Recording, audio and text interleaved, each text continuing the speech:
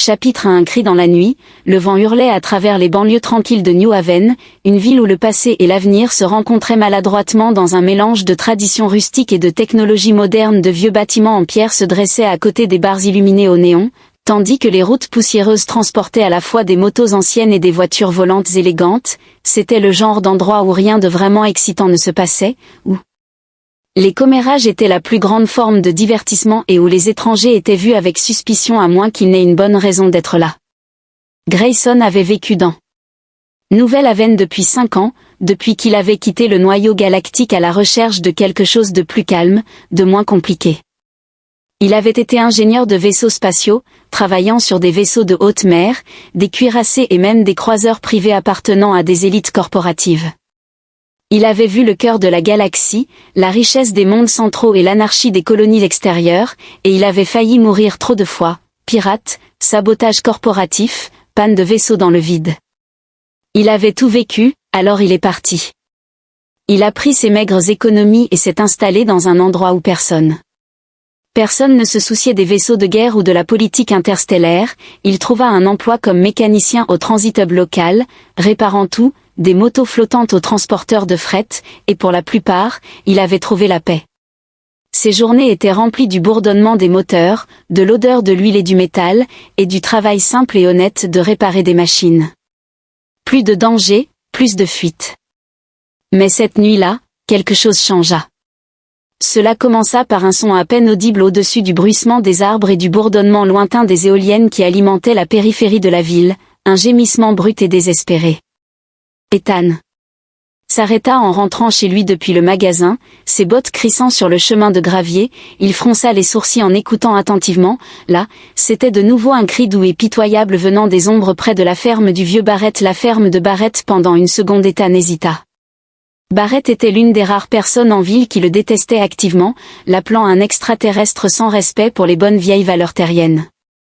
L'homme avait une manière troublante, toujours à le fixer du porche chaque fois qu'Ethan passait.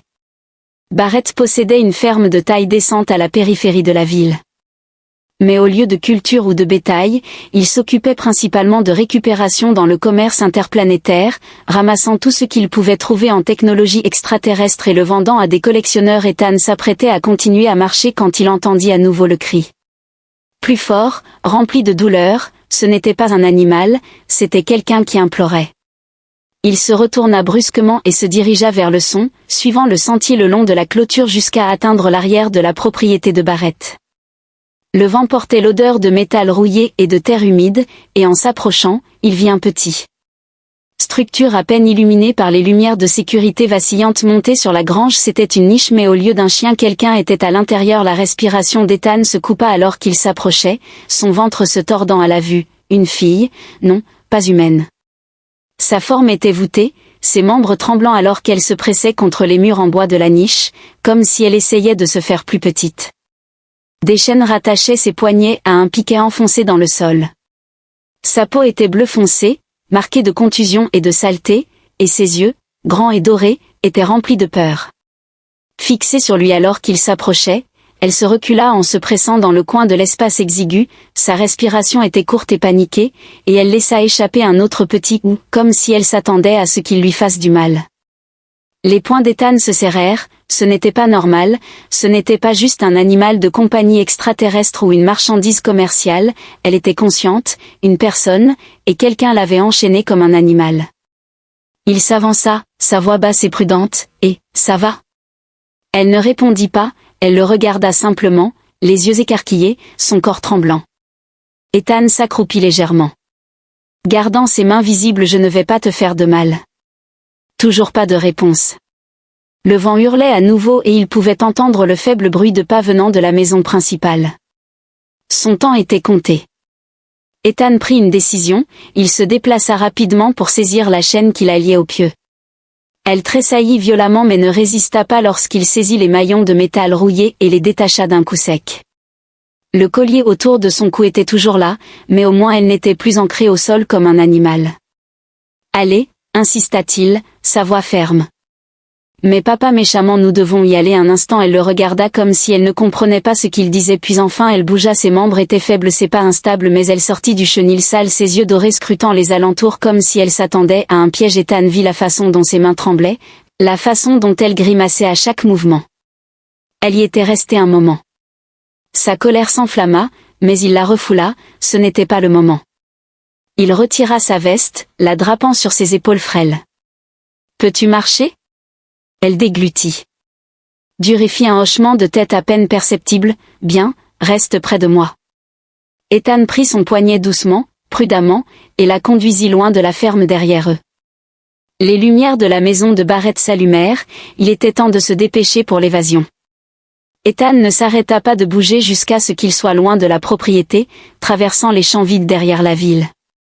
Le vent s'était levé, portant l'odeur de la pluie à l'horizon, et la fille à ses côtés tremblait encore, ses pieds nus trébuchant sur le sol inégal.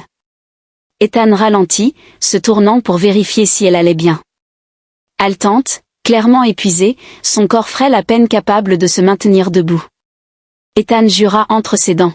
« D'accord, on doit s'arrêter une seconde. » Elle leva les yeux vers lui, clignant des yeux rapidement comme si elle ne croyait toujours pas que c'était réel. Ethan soupira, s'agenouillant devant elle. « Écoute, je sais que tu as peur, je ne sais pas ce qui t'est arrivé, mais tu es en sécurité maintenant, d'accord ?» Elle ne répondit pas tout de suite, puis dans une voix si douce qu'elle se perdit presque dans le vent, elle murmura à l'homme, « Il a dit que j'étais une propriété. » Ethan serra la mâchoire. « Cet homme est un bâtard. » Elle s'est enrouée la gorge, sa respiration irrégulière. « Toi pourquoi tu n'es pas comme eux ?» Ethan secoua la tête en signe de non, un silence s'installa, puis elle murmura, « Pourquoi m'as-tu aidé ?» Ethan expira en passant une main dans ses cheveux parce que personne ne mérite d'être traité comme ça. La fille le fixa, ses yeux dorés grands ouverts, presque en train de chercher, puis pour la première fois depuis qu'il l'avait trouvée, ses épaules se détendirent un peu. Elle ne lui faisait toujours pas confiance, pas encore, mais une petite partie d'elle voulait le croire. Ethan jeta un coup d'œil vers le horizon, les premières gouttes de pluie commençant à tomber. « Nous devons continuer à avancer, » dit-il en se levant. « Je connais un endroit où tu peux te reposer. » Elle hésita, puis lentement, elle hocha la tête et ensemble, ils disparurent. Dans la tempête chapitre 2. Un endroit sur une confiance fragile. La pluie avait commencé à tomber en trombe au moment où Ethan et la fille extraterrestre atteignaient son atelier, une vieille unité de stockage renforcée qui avait été convertie en havre pour mécaniciens à la périphérie de la ville.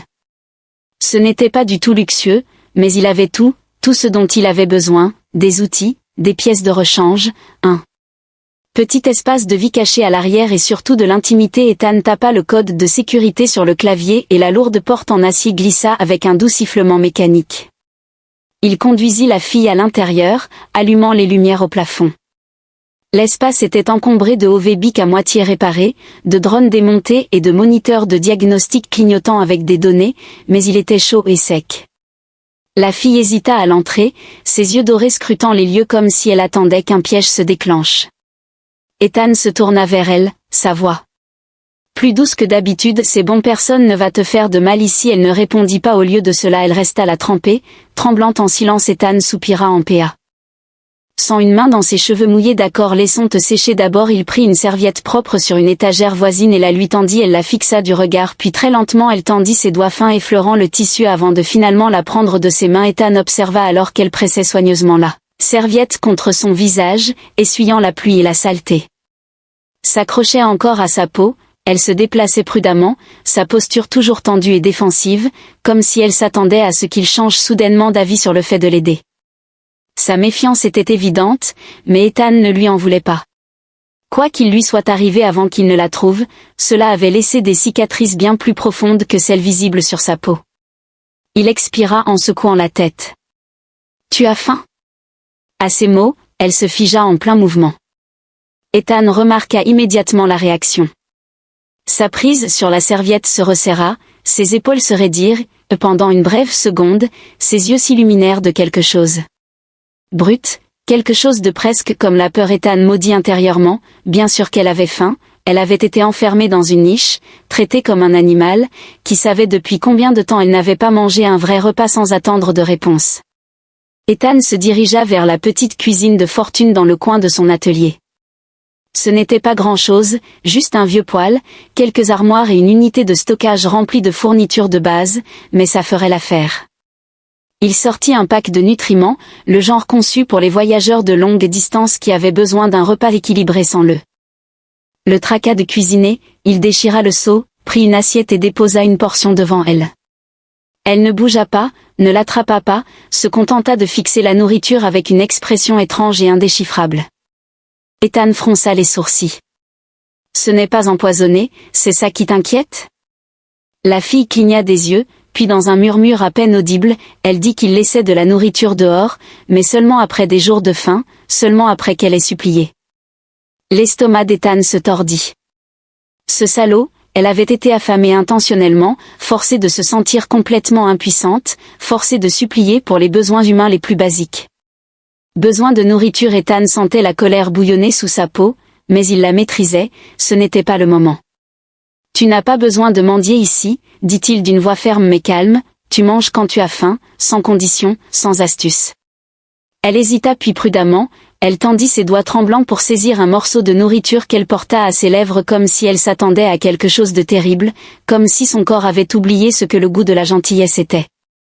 Au moment où la nourriture toucha sa langue, quelque chose dans son expression changea, ses yeux s'écarquillèrent légèrement puis soudainement elle était plus rapide comme si elle avait peur qu'à tout moment il ne lui prenne. Ethan ne dit rien, il se contenta de s'asseoir et de regarder alors qu'elle dévorait toute l'assiette, à peine en pause pour respirer. Quand elle eut fini, ses mains tremblaient, mais pas de faim, de soulagement, d'incrédulité. Elle déglutit, puis leva lentement les yeux vers lui. Tu ne m'as pas arrêté, murmura-t-elle. Ethan fronça les sourcils, pourquoi je le ferais? Elle exhala avec tremblement en fixant l'assiette vide devant elle, parce que c'est ce qu'il avait l'habitude de faire. Ethan serra les poings sous la table, eh bien, il a dit.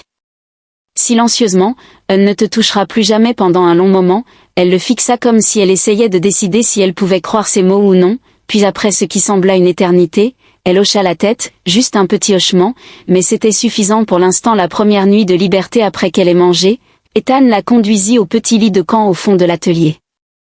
Ce n'était pas grand-chose, juste un matelas fin et une couverture, mais c'était chaud, propre et bien mieux que la niche dans laquelle elle avait été enchaînée. Elle hésita avant de s'asseoir, Ethan pouvait le voir dans son langage corporel. L'incertitude totale de tout cela, c'était probablement la première fois depuis longtemps qu'on lui offrait un endroit où dormir sans condition, sans cruauté, sans peur. Il soupira en se frottant l'arrière du cou. Tu devrais te reposer, tu es en sécurité ici.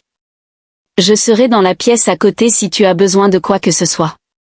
Elle le regarda, son expression indéchiffrable, avant de finalement s'asseoir sur le lit de camp. Ethan se retourna pour partir, mais juste au moment où il atteignait la porte, elle parla à nouveau, « Attends ». Il s'arrêta, jetant un coup d'œil en arrière. Elle se déplaça légèrement, agrippant la couverture entre ses doigts. Elle avait l'air si petite, si fragile, mais il y avait quelque chose dans sa voix, quelque chose d'hésitant, quelque chose de désespéré. « Quel est ton nom ?» demanda-t-elle. Ethan cligna des yeux, il avait été tellement concentré à l'aider, à la mettre en sécurité, qu'il n'avait même pas pensé aux présentations. « Ethan, dit-il, Ethan Grayson. » Elle hésita puis dans une voix à peine audible elle dit « Je suis Celia ». Ethan fit un léger signe de tête, « Enchanté de te rencontrer, Celia. » Elle ne dit rien après cela, mais alors qu'Ethan quittait la pièce, il put entendre le son le plus doux derrière lui. Une respiration, un murmure, une exhalation tremblante et silencieuse de quelqu'un qui, pour la première fois depuis longtemps, n'avait pas à dormir dans la peur. La fin du commencement alors qu'Ethan était allongé sur le canapé de fortune dans son atelier, fixant le plafond, il ne pouvait se défaire du sentiment que ce n'était que le début. Qui que soit Celia, quoi qu'il lui soit arrivé, ce n'était pas fini et si Barrett ou quelqu'un d'autre venait la chercher, eh bien Ethan ne laisserait personne la reprendre, pas maintenant, pas jamais. Chapitre 3. Le passé qui la hante. Le matin est venu lentement, se glissant à travers les renforcements. Les fenêtres de l'atelier d'Ethan projetant de longs faisceaux inclinés de lumière dorée à travers les sols en métal et les établis encombrés d'outils et de pièces de rechange, le bourdonnement rythmique des purificateurs d'air remplissait l'espace, Un bruit de fond constant se mêlant au rugissement lointain occasionnel des vaisseaux de transport passant au-dessus de Nouvelle-Haven alors qu'il se dirigeait vers le hub principal de la colonie. Ethan était allongé sur le vieux canapé, fixant le plafond, son corps encore fatigué mais son esprit en ébullition. Il n'avait pas beaucoup dormi, il avait passé la majeure partie de la nuit à penser à Celia, où elle était venue de ce qui lui était arrivé avant qu'il ne la trouve enfermée dans cette niche, enchaînée comme un animal. Il avait vu des choses horribles de son temps en tant qu'ingénieur de vaisseau spatial, des zones de guerre, des réseaux de contrebande, des esclavagistes, des raideurs corporatifs prêts à tout pour le pouvoir, mais ça, c'était différent, c'était personnel. Elle avait été traitée comme si elle n'était même pas une personne, et le pire, c'est qu'elle s'y attendait. Se frottant le visage avant de se redresser, le doux sifflement de la porte qui s'ouvrait attira son attention et il se tourna. Juste à temps pour voir Celia debout dans l'embrasure de la porte, enveloppée dans la couverture qu'il lui avait donnée, ses yeux dorés clignant lentement comme si elle s'ajustait encore à la réalité. Pendant une seconde, ils se sont juste regardés, un silence gêné s'installant entre eux, puis enfin Ethan a parlé, « Bonjour ». Celia a légèrement bougé, baissant les yeux vers ses pieds avant de murmurer, « Bonjour ». Sa voix était calme, presque fragile, mais il y avait un peu plus de vie en elle que la nuit précédente, un peu moins de peur. Ethan s'est levé, étirant ses muscles endoloris. « Tu as bien dormi, elle ?» Hésita, serrant plus fort la couverture, puis fit un petit signe de tête, mieux qu'avant, ce qui n'était pas grand-chose, mais Ethan pensait que c'était un progrès. « Tu as faim ?» demanda-t-il en se dirigeant déjà vers le petit coin cuisine. Une autre pause, puis un petit hochement de tête à peine perceptible.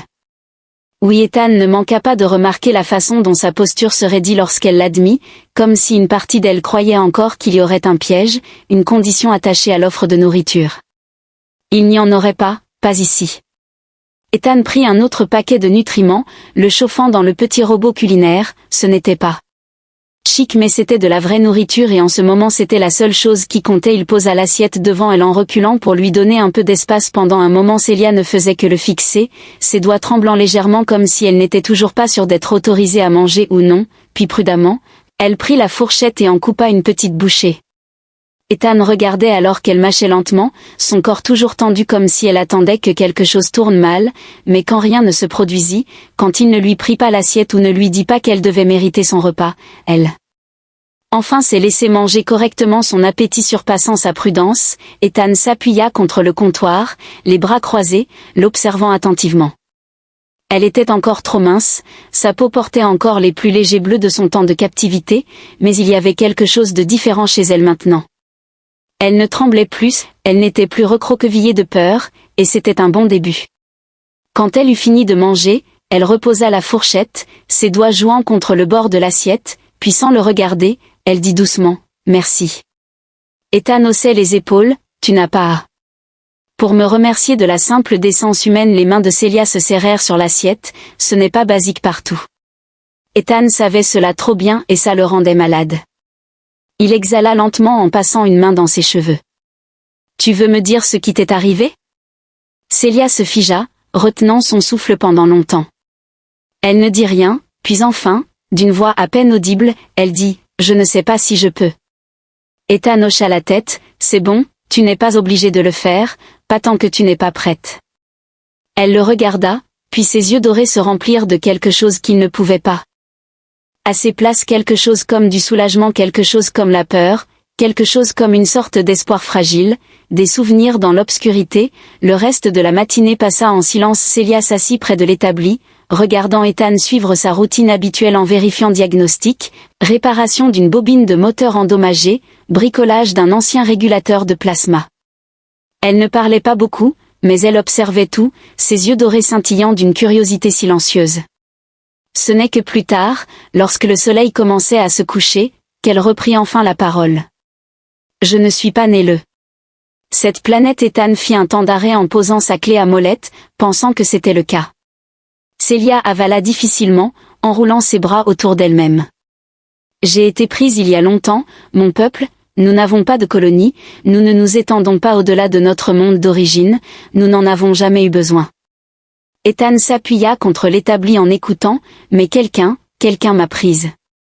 J'ai été séparée de ma famille quand j'étais jeune, je me souviens à peine de ce à quoi il ressemble. Elle exhala avec tremblement. J'ai d'abord été vendue à des marchands, puis à des collectionneurs, puis à des gens qui me voyaient comme un objet, pas une personne. Ethan ressentit une rage comme il n'en avait jamais ressenti auparavant. Les esclavagistes bien sûr, il avait déjà eu affaire à leur genre auparavant, quand il travaillait sur des navires traversant les systèmes extérieurs sans loi, mais il n'avait jamais pu faire grand-chose contre eux, ils étaient partout, opérant dans l'ombre, échangeant des vies humaines comme des marchandises, et Barrett, demanda-t-il d'une voix basse. Celia frissonna, j'ai été envoyé ici comme partie d'un accord, je pense qu'il pensait que j'étais une sorte de prix, quelque chose de rare, quelque chose qu'il pouvait contrôler, ses mains serrées, il m'a gardé enfermé, m'a dit que j'étais à lui. Propriété dont personne ne se soucierait si je disparaissais, dont personne ne viendrait chercher. La mâchoire d'Ethan se serra, ses mains se crispèrent en poing. Ce salaud, il voulait retourner directement à la ferme Barrett et s'assurer que cet homme ne fasse plus jamais de mal à personne. Mais en ce moment, Celia avait besoin de lui ici. Eh bien, il se trompait sur une chose, dit fermement Ethan. Elle fronça les sourcils. Quoi? Il croisa son regard, son expression sérieuse comme la mort. Quelqu'un se soucie de toi. La respiration de Celia se bloqua. Elle détourna le regard, ses doigts se resserrant contre ses bras. Pendant longtemps, elle ne parla pas, puis à peine au-dessus d'eux. Un murmure, elle a dit je ne sais pas comment être libre. Ethan X lentement, alors nous trouverons une solution ensemble et pour la première fois depuis qu'il l'avait trouvée, elle n'avait pas l'air effrayée. Le passé pouvait la hanter, mais l'avenir est encore à écrire. Ethan ne savait pas ce qui allait se passer ensuite, il ne savait pas si Barrett viendrait la chercher, il ne savait pas ce que l'avenir réservait à Celia, mais une chose était certaine, elle ne retournerait jamais dans cette cage, tant qu'il respirait encore. Chapitre 4, la lutte pour la liberté. Le soleil s'était depuis longtemps couché sur New Haven, projetant de profondes ombres. À travers les champs vides et les routes de terre sinueuses qui entouraient la périphérie de la ville, l'atelier restait un sanctuaire silencieux, ses murs renforcés protégeant Celia du monde qu'il avait autrefois traité comme un objet, mais Ethan savait que la sécurité n'était que temporaire. Barrett n'allait pas laisser passer ça. Les hommes comme lui, ceux qui voyaient les gens comme des possessions, qui prospéraient grâce au pouvoir et à la cruauté, n'appréciaient pas de perdre leur propriété, ce qui signifiait qu'il ne s'agissait que d'une question de temps avant qu'ils ne viennent la chercher. Ethan avait passé les derniers des heures à faire des préparatifs vérifiant les caméras de sécurité, préparant quelques surprises au cas où les choses tourneraient mal. Celia avait passé la plupart de ce temps à l'observer, ses yeux dorés scintillant de quelque chose d'illisible, à la fois curiosité, appréhension et autre chose. « Tu penses qu'il vient ?» demanda-t-elle enfin, sa voix à peine audible. Ethan ne leva pas les yeux de la carabine qu'il vérifiait méthodiquement, glissant une nouvelle cellule d'énergie dans la chambre. On arrive, dit-il d'un ton sombre, la seule question est quand. Celia resta silencieuse un long moment. Ses doigts agrippant le tissu de la veste qu'il lui avait donnée, la même qu'elle portait depuis qu'il l'avait sauvée, puis doucement elle a dit, « Je ne veux plus fuir. » Ethan la regarda, puis la regarda vraiment, et ce qu'il vit le surprit. La peur qui avait autrefois été si profondément gravée sur ses traits était toujours là, oui, mais en dessous, sous le traumatisme persistant et l'incertitude, il y avait quelque chose de nouveau, quelque chose de plus fort, la détermination. Ethan expira en hochant lentement la tête, bien, parce que nous ne fuyons pas. Celia cligna, nous pas lui a fixé le fusil de côté s'appuyant contre l'établi. Non, nous mettons fin à cela ce soir. Pour la première fois depuis bien trop longtemps, Ethan ne réagissait pas simplement à une mauvaise situation, il la prenait en main. Il n'allait pas laisser Celia passer le reste de sa vie à vivre dans la peur, à se retourner en se demandant quand le passé allait la ramener dans l'obscurité. Cela s'arrêtait maintenant et si Barrett voulait venir la reprendre, il allait avoir une très mauvaise surprise. La tempête arrive. Cela s'est produit juste après minuit. Les alarmes de sécurité se sont déclenchées. D'abord un bruit aigu. Avertissement clignotant sur la tablette de données d'Ethan. Mouvement détecté à la périphérie, puis vinrent les phares perçant l'obscurité alors que deux véhicules tout-terrain noirs rugissaient sur le chemin de terre en direction de l'atelier. Celia se tendit à côté de lui, sa respiration se bloquant. Il est là. Ethan hocha lentement la tête, déjà en train de saisir son fusil. Ouais, il a aussi amené des amis à travers les caméras de sécurité, il a compté au moins 5 hommes sortant du véhicule Barrett au centre, une arme à feu en bandoulière, flanquée de 2 de ses ouvriers agricoles lourdement armés et d'une paire d'extraterrestres. Mercenaire de gros bras, Ethan s'y attendait, mais ce qu'il n'avait pas prévu, c'était à quel point Barrett avait l'air confiant, debout à découvert, comme s'il savait déjà l'issue de ce combat. Espèce de salaud arrogant. Ethan alluma les projecteurs extérieurs de l'atelier, baignant la cour dans une lumière blanche éclatante, s'assurant que Barrett et ses sbires savaient qu'ils étaient surveillés. Puis il sortit, fusil à la main mais pointé vers le sol, sans mouvement brusque, pas encore. Barrett sourit, l'air satisfait. Ethan lui lança un regard plat et désintéressé.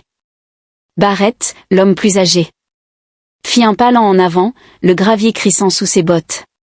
Je vais faire simple, tu as quelque chose qui m'appartient et je veux le récupérer. La mâchoire d'Ethan se crispa, elle n'est pas à toi. Barrett soupira, secouant la tête comme un homme qui avait toute la patience du monde. Maintenant, fils, ne compliquons pas les choses plus qu'elles ne le sont, cette chose que tu as enfermée là, elle m'appartient légalement. Ethan serra les dents, ce n'est pas une chose et il n'y a aucune loi dans ce système qui reconnaisse la propriété d'une personne, tu n'as aucun droit. Barrett, tu ne l'as jamais fait. Le sourire de Barrett ne faiblit pas, mais il y avait quelque chose de froid et dangereux dans ses yeux maintenant. Il inclina donc la tête vers l'un des mercenaires à ses côtés pour rappeler à notre ami ici ce qui arrive quand les gens se mettent en travers de mon chemin. Le mercenaire, un géant aux bras cybernétiques, fit un pas en avant en craquant ses knuckles. Ethan n'a pas attendu. Au moment où le salaud a bougé, Ethan a tiré le premier. Une balle de plasma a déchiré la nuit, frappant l'épaule du mercenaire et le faisant reculer en jurant. Puis, tout l'enfer s'est déchaîné, des coups de feu ont éclaté, rougés. Des éclairs d'énergie bleue illuminant l'obscurité alors que les hommes de Barrett se dispersaient pour se mettre à l'abri en criant des ordres, Ethan se déplaça rapidement, roulant derrière l'ancien camion à lévitation garé devant le magasin, tirant une autre balle qui abattit l'un des ouvriers agricoles. Celia s'était repliée à l'intérieur, mais Ethan aperçut un instant ses yeux dorés écarquillés, son corps tendu comme si elle était prête à se battre. Elle ne fuyait pas cette fois, et c'était toute la motivation qu'Ethan avait besoin pour mettre fin à Barrett. Le combat ne dura pas longtemps, Ethan avait l'avantage. Mieux se couvrir, mieux viser et surtout, il était de loin plus en colère qu'eux. Un par un, les hommes de Barrett tombèrent. Le mercenaire avec les bras cybernétiques reçut une autre balle de plasma dans la jambe, s'effondrant en hurlant, tandis que le deuxième fermier tomba après avoir essayé de contourner la position d'Ethan. Cela laissa Barrett, et pour la première fois, le salaud avait l'air nerveux. Ethan avança, le fusil toujours levé, respirant difficilement. Je poserais l'arme si j'étais toi. Les doigts de Barrett tressaillirent sur son fusil à pompe, mais il hésita. Ethan prit.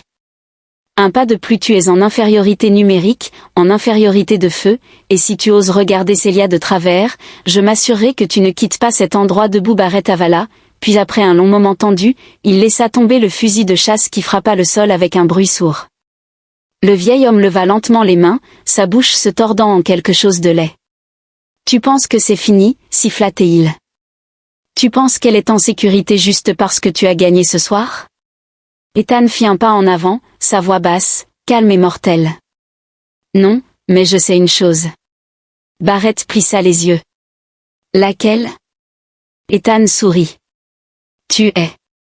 Ne s'approchant plus jamais d'elle et avec cela, il tira un dernier coup, pas un coup mortel mais assez pour envoyer Barrett s'effondrer au sol en proie à la douleur alors que la balle de plasma brûlait sa jambe. C'était enfin fini, la liberté enfin. Lorsque le matin est arrivé, Barrett et ses hommes étaient partis, emmenés par les autorités locales de New Haven qui avaient été plus qu'heureuses d'arrêter le salaud une fois qu'Ethan avait fourni les preuves de ses crimes. Celia se tenait à côté d'Ethan sur le porche de l'atelier, regardant le lever du soleil pour la première fois en tant que personne libre. Elle prit une profonde respiration en expirant lentement. Que faire maintenant? Ethan sourit. Maintenant nous allons découvrir ce que tu veux faire ensuite, c'est ton choix. Celia, c'est ton choix, à toi et à personne d'autre. Elle se tourna vers lui, pour la première fois depuis qu'il l'avait trouvée enchaînée dans cette niche, elle sourit, un vrai sourire sincère, et Ethan sut sans aucun doute qu'elle était enfin libre.